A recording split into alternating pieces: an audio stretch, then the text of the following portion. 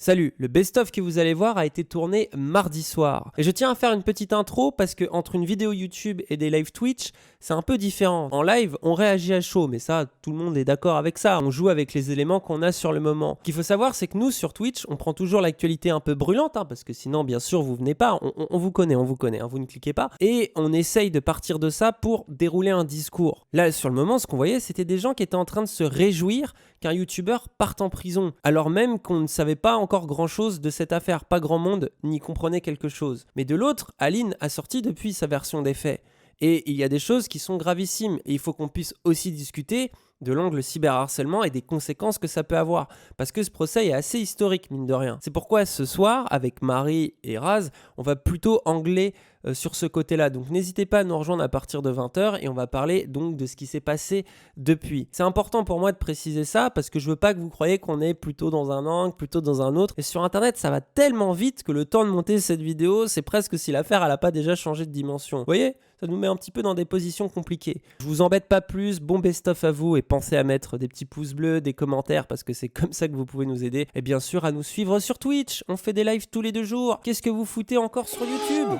Je fais un peu peur à la voisine, j'ai du calcaire dans la poitrine, y'a tes empreintes sur la vitrine, montré du doigt par la victime. En fait, bon, déjà l'histoire pour ceux qui connaissent pas. Alors Marvel Fitness, c'est un youtubeur muscu. Que moi j'ai vu quelques vidéos de lui et je suis pas mal Lego muscu, mais alors lui j'avoue je suis pas énormément. Il est un peu spécialisé dans les dramas. Par exemple, moi une des premières vidéos que j'ai vues de lui, c'est celle où il parle de Booba et ses jambes de coq. Enfin, voilà, il est dans ce genre de, tu sais, il prend des petits dramas liés au milieu du fitness et donc souvent c'est des intrigues à base de est-ce que lui il est chargé, est-ce que lui il est naturel, est-ce que lui il fait de l'arnaque, est-ce qu'il donne des bons conseils de musculation, est-ce que machin. Et il était un peu critiqué au sein même du lore muscu. Je sais que genre Jean Honche et d'autres se sont pris la tête avec lui. Il avoue lui-même que c'est une stratégie en mode vas-y j'ai pas d'autre arme pour percer que de celle de faire du drama et du buzz. Aline dessine et donc en fait elle du coup c'est une fit girl. Apparemment il a fait une vidéo en mode les fit girls est-ce qu'elles sont bien ou pas, et il a rangé Aline Fitness dans éclaté au sol. Sa communauté, c'est en position communauté de clashers où gros, quand tu fais du drama, la communauté, tout le monde, voilà. Du drama, pas de contrôle spécifique sur la communauté. J'ai pas l'impression qu'il y avait un grand travail aussi pour leur dire vas-y on va pas faire ça, tu vois. Dans le monde des fit boys, des fit girls, tout ce que vous voulez, il y a aussi énormément une recherche du drama et du clic parce que tout simplement ça fait monter les followers, quoi. Apparemment c'est une histoire qui s'est envenimée de ouf, mais ensuite elle a porté plainte et du coup la plainte, elle a été contactée d'autres gens pour les faire venir qui sont aussi des gens dont Marvel Fitness avait attaqué l'image ou le business. Lui il a quand même continué à pas mal faire des vidéos, en parler, mettre il a forcé hein. Alors apparemment elle venait aussi sur ses lives, enfin bref. Et il y a eu aussi un des actes, et ça on va y revenir un peu plus tard, qu'il a fait, c'est qu'il a été filmé l'avocate en question qui défendait Aline Dessine, tu vois, en mode vas-y, est-ce que rien va m'arriver, tu me promets que rien va m'arriver. Enfin, suivre une avocate et la filmer, c'est pas la chose la plus maligne que tu peux faire dans ta vie pour te défendre, tu vois. Mais du coup, voilà, il a été condamné à 2 ans de prison, dont 1 an avec sursis probatoire de 3 ans. Donc en gros, il a 1 an ferme avec mandat de dépôt. Alors moi, c'est ça qui me choque le plus, honnêtement. Moi, le mec est parti en 11 après le procès. Hein. C'est qu'il y a un mandat de dépôt. Mandat de dépôt, ça veut dire que vous allez immédiatement en 11 parce que vous êtes trop dangereux. Si par exemple il devait pas partir tout de suite, il aurait eu le temps de faire appel et de savoir s'il allait aller ou non en prison. Là, il est parti direct en prison, le jour même, quoi. Comme si c'était un criminel extrêmement dangereux, tu vois. Les policiers lui ont direct mis les menottes. Et là, ça veut dire qu'il a dormi en prison et qu'actuellement, il est en prison, là, au moment où je vous parle. Le mec est en prison, tu vois. Il a pris aussi 10 000 € d'amende. Il a plus le droit d'animer un site internet ou de créer sur les réseaux sociaux. Il doit avoir une obligation de soins psychologiques. Et moi, j'ai envie de te dire, quand je vois la situation, parce que bon, clairement, il y a l'air d'avoir du cyberharcèlement, tu vois. Enfin, on peut pas nier du cyberharcèlement, il y en a. Après la question, il a l'air d'avoir dit full merde, d'avoir été vénère et tout, ça y a pas de galère. Hein. Et puis c'était son business, quoi. Il a joué avec la ligne. C'est son business, quoi. De base, ça aurait été bien qu'il essaye de baser sa carrière sur autre chose que de harceler les gens, quoi. Bien sûr. Enfin voilà, quoi. Genre ça. Si on lui avait dit, écoute, paye une amende parce qu'il y a quand même préjudice, machin, et t'as pas le droit de parler de ça, sinon derrière tu vas à la limite, tu vois, t'as un sursis ou quoi, et là t'es dans la sauce. Je pense déjà en termes de leçons et en termes d'efficacité, ça aurait été largement suffisant. Et alors en plus, on peut commencer à s'interroger. Pourquoi c'est Marvel Fitness qui va en tôle alors que derrière, tout le monde pense à Darmanin en ce moment en mode quel mec qui est ministre de l'Intérieur et lui c'est bon, il peut être ministre et tranquille, on sait qu'il est au calme. Ça m'a touché un peu de voir ça, c'est que plein de gens mettaient sur le plan la classe sociale en mode ah ouais, c'est quand même un combat de classe sociale. C'est ce que j'ai le plus vu revenir sur Twitter. Mais limite même les gens, tu vois la couleur de peau, il y avait même des gens qui disaient ouais c'est parce qu'il est noir, et il y avait plein de noirs qui disaient non c'est pas parce qu'il est noir, c'est une question de classe sociale. J'en ai vu beaucoup aussi de parler de justice à double vitesse, j'en ai vu pas mal, et c'était la position. Tout à l'heure j'écoutais Joël Postbad et c'était sa position, il disait moi je le connais, il a abusé, il méritait ce qui lui arrive, il méritait une amende, mais il mérite pas d'aller en prison non plus, tu vois. Ce que je comprends vraiment pas, c'est en quoi ça va empêcher le cyberharcèlement. Moi je pense que la peine de prison, gros, elle est tellement démesurée. L'argument pour qu'il aille en prison, entre guillemets, c'est pour dire du coup il va pas faire de vidéo où il va pouvoir relancer la sauce, tu vois. Mais ce que je trouve absolument débile là-dedans, c'est que comme il va en prison et que tout le monde trouve que c'est abusif, tu vois. Parce que là, Aline, moi je suis passé vite fait sur ses réseaux sociaux, gros, t'as genre 1200 commentaires sur sa dernière photo, c'est 800 insultes, quoi. Tout le monde lui dit t'as brisé la vie d'un homme, etc. Ça a même pas été réfléchi une seconde par les juges ou même par l'avocat. Est-ce que c'est un choix ou est-ce que l'avocate a choisi de s'en foutre, peut-être, je sais pas. Moi j'ai l'impression, alors moi c'est ça que j'ai trouvé incroyable aussi, c'est que le procès il est complètement, mec, il est surréaliste le procès. Clairement la défense elle avait pas l'air au point, lui on a vite fait, il dit ouais, pour moi c'était de l'humour, donc déjà pire défense possible, tu vois, mais il a à peine le temps d'en placer une. Et par contre, par exemple, l'avocate en question, elle s'est aussi placée en tant que plaignante.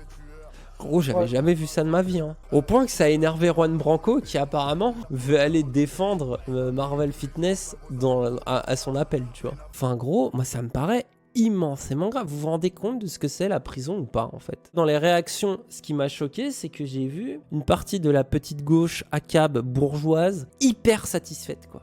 Genre vraiment, ils étaient trop contents. C'est le premier truc qui m'a choqué, hein. Ils sont pas posé la question une seule fois. Ah non, ils étaient direct en mode voilà, l'impunité des harceleurs est terminée, quoi. Jean Massier, il y a eu Jean Massier, il y a eu les tweets de Jean Massier, tu les as? Attends, je crois que je te les avais envoyés. Ce moment où les harceleurs ressentent le contact froid des menottes sur la peau est un game changer. Moi j'ai hâte qu'un jour les bourgeois ils ressentent le contact froid des menottes sur la peau, ça serait un game changer ce jour-là. Moi j'ai surtout peur en fait de toujours plus de prison, toujours plus de justice, toujours plus de flicage, toujours plus d'autoritarisme.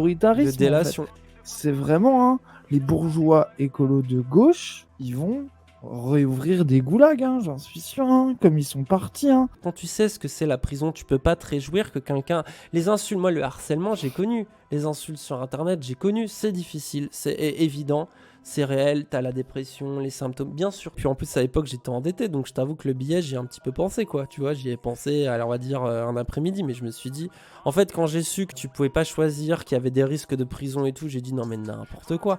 Et puis en plus aussi c'est qu'en gros, l'idée c'est de porter plainte aussi contre tes harceleurs. Moi l'idée c'était de porter plainte contre des harceleurs réguliers qui m'envoyaient des menaces de mort depuis genre 1 an et demi, 2 ans, tu vois, et qui sont vraiment des immenses tarés, vous voyez, je vous parle même pas du mec qui te traite de PD sous une vidéo, mais bon voilà, là, c'est un abruti, puis et gros, non, je suis désolé, j'ai pas envie d'envoyer quelqu'un en prison, moi ça me ferait mal dormir le soir. Tu vois, si par exemple il y avait eu un procès avec Raptor et que le mec il avait été en tôle, j'aurais mal dormi le soir, gros, et j'aurais été son premier avocat. Tu vois, à la limite, je peux comprendre les gens qui disent la prison pour les violeurs, la prison pour ceux qui agressent physiquement, qui te détruisent la tête et tout. Pourquoi pas, je peux comprendre.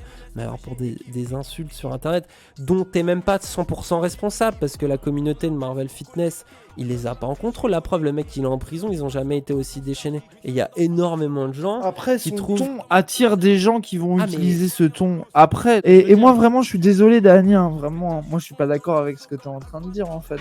Mon avis sur la prison il est plus radical que ça. Quelqu'un qui tabasse quelqu'un d'autre dans la rue, c'est pas en le mettant en prison que vous allez régler le problème en fait. Après je sais que ça vous choque, je sais que ça vous choque et que vous êtes pas capable. C'est pour ça que pour moi, dès que je vois quelqu'un tomber en 11 pour des trucs comme ça, pour Balkany, je souhaitais pas qu'il aille en 11 et j'étais content de le voir danser dehors. Vraiment, je le dis, c'est vrai, vraiment. Enfin, les gens après, vous avez jamais été enfermé. Moi, j'ai jamais été en prison, mais j'ai déjà été enfermé. J'ai déjà été enfermé par des flics. T'imagines en 48 heures comment tu bades? Moi, en 48 heures, comment j'ai badé? C'est 48 heures. C'est quoi à côté d'un an? C'est quoi à côté d'une semaine? C'est quoi à côté d'un mois, de 2 mois, de 10 ans? Enfin, vraiment l'hyper-violence de l'enfermement. Après, essayez aussi de lire des gens qui ont parlé de ça, des gens qui ont été en prison et tout. Moi, je trouve tout le temps cet exemple-là, les gens d'Action Directe. Hein. J'ai beaucoup de mal à souhaiter, même tu vois, des gens que avec qui j'ai rien à voir, quoi, à souhaiter la prison. Il y a la meuf d'Action Directe qui a assassiné un PDG dans les années 80. Elle a passé 30 ans en prison. Elle en est ressortie en disant « Jamais plus je tuerai quelqu'un parce que j'ai passé ma vie enfermée et je ne veux plus jamais avoir rien à faire même avec des logiques de mort. » Elle disait ça sur son lit de mort, complètement malade. Et elle, vraiment, elle était prête à tuer des gens. Donc, c'est pour vous dire le tiers de radicalité. Je le dis tout le temps, cet exemple-là, mais moi, ça a été un moment où quand j'ai vu ça, tu vois, quand tu vois quelqu'un qui dit même la personne que j'ai tuée il y a 30 ans, aujourd'hui, je voudrais même pas l'enfermer. Tellement ouais. c'est horrible.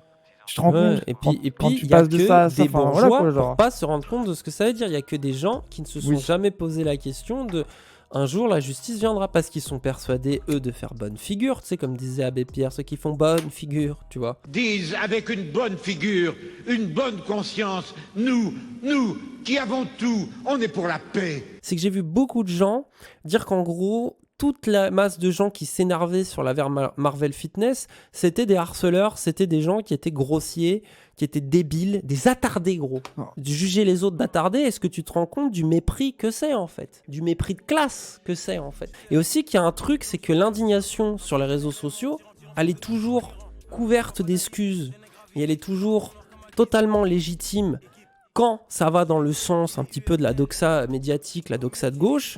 Mais alors à partir du moment où elle l'est plus, alors là c'est forcément du harcèlement. Il n'y a aucune cohérence en fait entre les deux positionnements. Ils sont dans cette optique de justice, de se dire c'est dégueulasse, il y a une injustice qui arrive à quelqu'un que j'aime bien, donc moi je vais m'énerver, ça m'énerve, donc je vais écrire mon tweet pour m'énerver contre ce qui me semble injuste. Et il y en a, la justice, pour eux, ça va être de défendre les femmes. Et il y en a, la justice, pour eux, ça va être de dénoncer les fit boys et les fit girls qui font de la merde. Et ce que je trouve incroyable, c'est que les gens là dont je vous parle, eux, ils savent très bien que parfois, ils sont un peu borderline. Et que des fois, quand ils balancent des choses sur les gens. Et ce que je trouve fou, c'est que ceux qui sont du côté du camp du bien, n'est-ce pas ? Qui eux sont des bourgeois, eux ils sont persuadés absolument, parce que tout dans le monde, les médias, tout dans le monde leur donne raison, que leur point de vue est valide et légitime. Tous les jours ils sont dans une sorte de truc de bien sûr c'est moi le bien, et bien sûr que ce sont les autres qui sont des gros débiles mentaux. Moi quand je vois ça, à chaque fois je suis en mode mais vous vous rendez compte une seconde que vous aussi vous faites usage de cette violence, vous aussi vous harcelez, mais vous vous en rendez pas compte parce que eux quand ils harcèlent c'est des traits de dénonciation, hein. C'est de la politique, c'est pas du harcèlement. Vous voyez la nuance? Moi il y a un espèce de truc comme ça mais qui m'en fout. En attendant, ça reste un mec noir de banlieue qui se retrouve en zonze et tous les autres qui sont pas inquiétés. Donc on sent qu'il y a quand même des mécanismes qui restent les mêmes.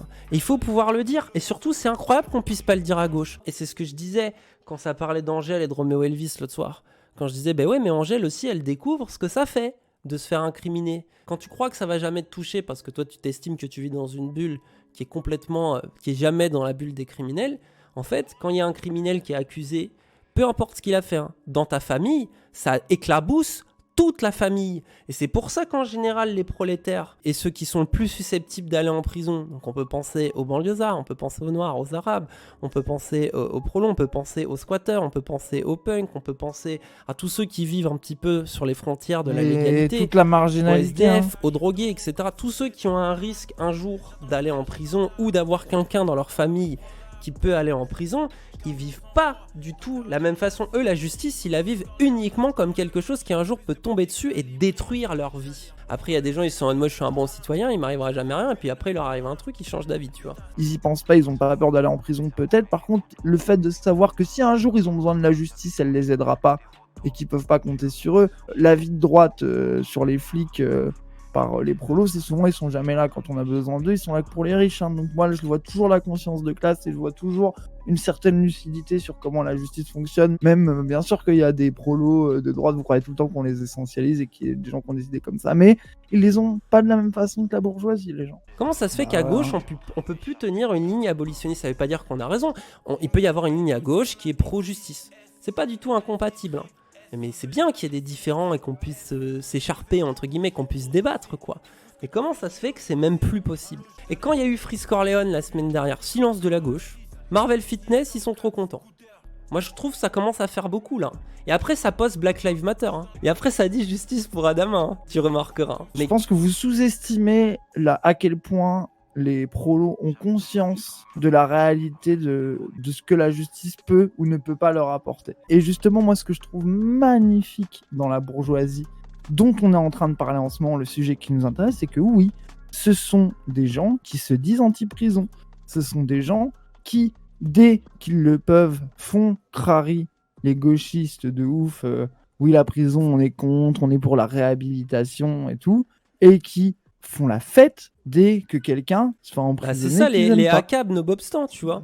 Ils sont ACAB, mais par contre, tout ce qui est délation, tout ce qui est poucaverie et tout ce qui est rêve de voir leurs adversaires politiques, idéologiques, tu sais, je te dis même pas leurs harceleurs, parce que pour la plupart, ils sont même pas dans des cas de harcèlement, tu vois. Juste leurs adversaires politiques, de les voir croupir en prison, c'est ce qui les excite le plus. Enfin, c'est important en fait de revenir à ça, parce que là, on est en train d'arriver dans un système de plus en plus répressif, gros. Entre les mecs là, le shit là, tous les arrestations qu'il y a eu à cause du cannabis et tout, tous les trucs, entre les contrôles liés au Covid, les plaquages et tout, ventraux, tout ce qu'il y a, les violences qu'il y a eu pendant le confinement dans les banlieues, entre Frisk Corleone qui s'est fait virer, on le rappelle, hein, d'Universal, de Deezer, etc.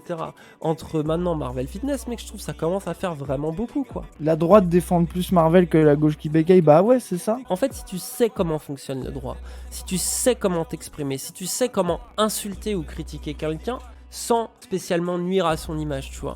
Il y a une différence entre, par exemple, là on a été critique de plusieurs personnes, mais on a été critique. Tout ce qu'on dit est sous le couvert par la liberté d'expression. Mais tu vois, si on était un peu plus brut de café, comme certains de nos potes qu'on connaît, Raz, qui eux, quand ils nous parlent des choses, je peux vous assurer que le ton, il est un peu plus salé. Hein. Ça part vite dans les insultes, mais pourtant le fond est le même. Le fond est le même, mais eux, ils disent ça en ligne sur Twitch, ils sont morts, ils se prennent 3 procès, et ils sont directs, ils sont terminés, tu vois, les gars, ils sont cuits. Qui peut faire ça? Et clairement, quand je vois Marvel Fitness, il s'est fait diffamer, le mec s'est fait accuser d'envoyer des dick pics, d'être un violeur et d'être un pédophile. Et la meuf, au procès, elle a dit « Ah, désolé, et c'est passé, gros ». Moi, je trouve ça hallucinant. Et après, on me dit que c'est faux. Alors là, je vous sors des bails, elle l'a avoué au procès. Hein. Après, on va encore passer pour des gens qui défendons... Moi, la chose que je défends, c'est la prison, c'est une ultra-violence. C'est une hyper-violence, vraiment, que, à mon avis... Personne ne mérite d'y aller, gros. Personne ne mérite. Vous voyez bien que c'est pas parce qu'on défend un angle qu'on reconnaît pas les choses. Je trouve aussi, il y a ce truc, c'est que tu peux plus penser l'un sans penser l'autre. C'est que tu peux plus soit dire... tu es trop content que le mec soit en 11... Soit tu trouves ça bien qu'il harcèle, quoi. Je suis pas pour le harcèlement. Non, et puis au-delà de ça, je trouve que c'est grave pour la liberté d'expression des créateurs sur Internet, globalement. Je pense même à ces gens-là qui font du contenu politique. J'ai peur que les médias deviennent beaucoup plus de droite qu'aujourd'hui. Et que même les discours, par exemple, féministes, queer, deviennent légitimement, dès qu'ils sont radicaux. Moi, j'ai pas envie que les queers qui font de l'humour PD radical, ou alors les meufs qui font de l'humour menard trash ultra vénère, je trouve ça important que ces personnes soient protégées, et j'ai pas envie que des jurisprudences, ou je sais pas comment ça s'appelle, ou en tout cas que la légitimité d'une autorité sur ce genre d'affaires-là fasse que dans quelques années, le jour où les gens commencent à en avoir marre des PD ou des féministes, ils utilisent la même chose contre nous, là, ça va tout de suite plus vous déranger, quoi. Moi, je suis aussi anti-prison et anti-justice pour autre chose, c'est que, de fait, la justice ne fonctionne pas. Vous connaissez combien d'histoires de la justice qui n'a pas fait son taf? Pour moi, en tant que militant radical, je refuse de me reposer sur des institutions judiciaires. En fait, après, je sais que c'est mon côté anarchiste, que c'est une position radicale. Je ne crois pas en la justice pour protéger les victimes, et je ne crois pas en la justice pour être juste avec des accusés et pour les punir en manière de proportion, surtout en fonction de leur classe sociale. Et c'est pareil pour les victimes. Si un de tes proches se fait tuer devant toi, qu'est-ce que tu attendrais de la justice? Un de mes proches se fait tuer devant moi. La dernière personne à qui demander ce qu'il faut faire à ceux qui ont commis ce crime, c'est moi, en fait. Si je suis concerné par un crime, ne me demandez pas ce qu'il faut faire. Je vais vouloir qu'on les assassine. Je vais vouloir le faire moi-même. Je vais vouloir leur mettre une balle dans la tête. C'est bien pour ça que ne me demandez jamais mon avis, en fait, vraiment, hein, je vous le demande, hein, parce que, bien sûr que je suis l'inquiète, c'est aussi à ça que ça sert la justice. C'est parce que c'est pas aux victimes de choisir la punition, en fait. Enfin, ça paraît logique, hein, c'est la base d'une justice équitable, hein. C'est de sortir de la pensée manichéenne, c'est-à-dire de croire qu'il y a absolument, dans toutes les histoires, le bien et le mal absolu. Là, on voit bien, clairement, hein, Marvel, il a fait de la merde, hein, clairement, tu vois, genre. Marvel Fitness, visiblement, le mec, il se rendait pas forcément totalement compte, je dis pas que ça l'excuse. Parce que bien sûr que le gars, pendant ce temps, il faisait du mal à des gens concrètement. Mais je veux dire, il y a aussi ce truc d'espèce d'intolérance totale de même pas comprendre que c'est long. Moi-même, j'ai eu des problématiques d'image, j'ai mis du temps à comprendre ce que c'est d'avoir une portée à ses propos publics. C'est au fil des années que ça se construit, quoi. Et c'est toujours ce truc de... Moi, on me disait, vas-y, tu peux te faire 3 000 à 5 000 euros par mec qui t'a insulté sur Internet. C'est tentant quand même, hein, surtout quand t'es embêté. Ça... Hein. Les mecs qui m'ont traité de PD, c'est des petits gamins, je les connais la plupart. Ça va être des petits gars, je vois les profils JVC, des mecs qui sont tout seuls devant leur PC, ils badent à mort sur les youtubeurs. C'est un peu des petits droitards un peu paumés. Et ils sont là à te traiter vite fait de cuck sous une vidéo. Et en fait, tu les amènes face à un procès et ils sont tout tremblants. On l'a déjà vu, on l'a vu avec Nadia Dam, on l'a vu avec d'autres procès en cyberharcèlement, tu vois. Et est-ce qu'ils méritent de se prendre quelque chose dans un casier judiciaire? Est-ce qu'ils méritent parce qu'ils ont écrit une connerie sur Internet, tu vois? Moi, à l'époque, on me disait, t'es trop gentil. Tout le temps. T'es trop gentil, t'es trop gentil. Je suis pas trop gentil. Je sais juste que la prison, c'est pas un truc de gentil. Elle est là, la différence. Et je sais que la justice, c'est pas quelque chose qui sert les intérêts du peuple en général, tu vois. Moi, je le sais de mon expérience personnelle, je le sais de choses très difficiles. Après, est-ce que ça rend plus gentil? Je crois pas. Hein. Tu vois, j'ai l'impression, pour le coup, d'avoir une forme de radicalité aussi sur ce sujet-là. Mais cette parole-là, elle est même pas entendable. Le simple fait que j'ai osé un petit peu à des moments défendre même Raptor par rapport à ça, je le défends pas par rapport à ce qu'il m'a fait. Moi, je sais ce qu'il m'a fait. Vous avez vu réponse à Internet, tu vois, mais que j'ose le défendre en disant attention, il est pas totalement responsable de tout. Attention, il y a ceci, il y a cela. Et ben, on me le reprochait. On me disait que j'étais dans le syndrome de Stockholm, mais c'est épouvantable de dire ça, tu vois. Il n'y a qu'une façon d'être une victime correcte, c'est d'envoyer en prison les gens. Pour moi, c'est un combat historique, le combat anti-autoritaire, anti-police. C'est un combat de la gauche. Fuck le 17, c'est ça, quoi. Bah ouais, hein, prenez conscience de vos idées et de ce que vous prétendez défendre, en fait, et de ce que vous prétendez représenter. Hein.